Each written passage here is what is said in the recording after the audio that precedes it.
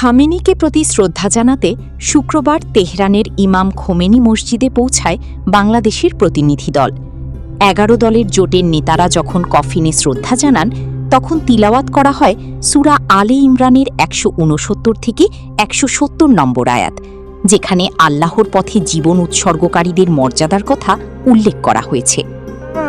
تحسبن الذين قتلوا في سبيل الله أمواتا। Speaker Hafizuddin Ahmad যখন শ্রদ্ধা জানাচ্ছেন, তখন পাঠ করা হয় সূরা আল আহজাবের ২৩ নম্বর আয়াত, যেখানে শহীদদের জন্য আল্লাহর অঙ্গীকার পূরণের কথা তুলে ধরা হয়েছে।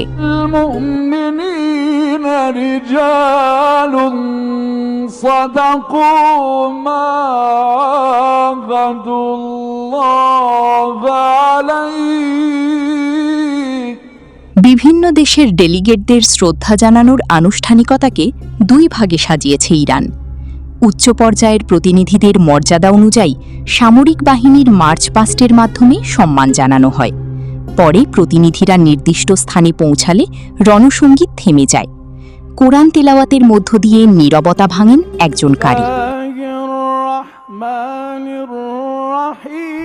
মধ্যপ্রাচ্য মার্কিন মিত্র সৌদি আরব প্রতিনিধি দলের সময়ে তেলাওয়াত করা হয় সূরা আল ইমরানের ১৩ নম্বর আয়াত, যাতে ইসলামের জন্য গৌরবোজ্জ্বল বদর যুদ্ধের বর্ণনা রয়েছে। এতে বলা হয়েছে, বদরে দুটি দল ছিল, যাদের এক দল আল্লাহর পথে লড়াই করেছে, অপর দল ছিল কাফির।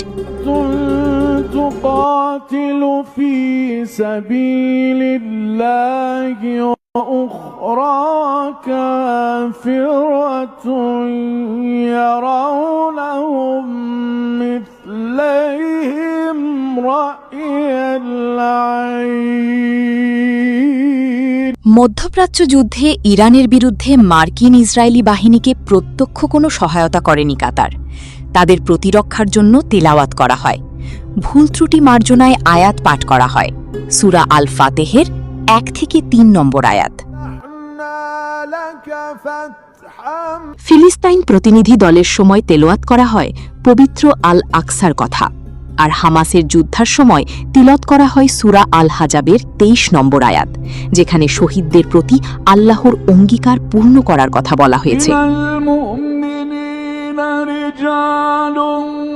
صدقوا ما عاهدوا الله